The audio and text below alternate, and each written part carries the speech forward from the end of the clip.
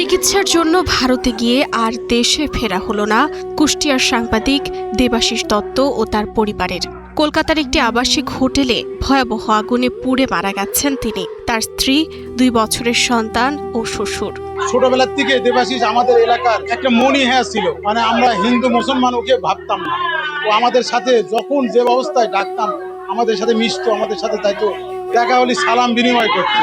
পরিবারটি গত 3 আগস্ট চিকিৎসার জন্য ভারতে যায়।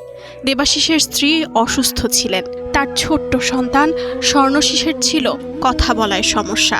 দেবাশিস, স্ত্রী ও সন্তান বেঙ্গালুরুতে ছিলেন, আর শ্বশুর আকরাম আলী ছিলেন কলকাতায়।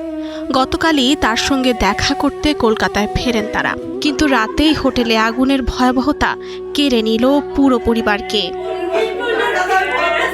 কুষ্টিয়া একজন কর্মঠ এবং বস্তুনিষ্ঠ সংবাদ পরিবেশনের জন্য দেবাশিসের বিকল্প ছিল না। উনি যে সংবাদ করতে কাজ করেন, উনি একটা সংবাদ তৈরি করতেন, যে পরিমাণ পরিশ্রম দিতেন, যে পরিমাণ সত্যতা নিশ্চিত হতে কাজ করতেন, আমি মনে করি তার মতো কোনো সাংবাদিক এখন বর্তমান সময়ে কুষ্টিয়াতে কেউ নাই।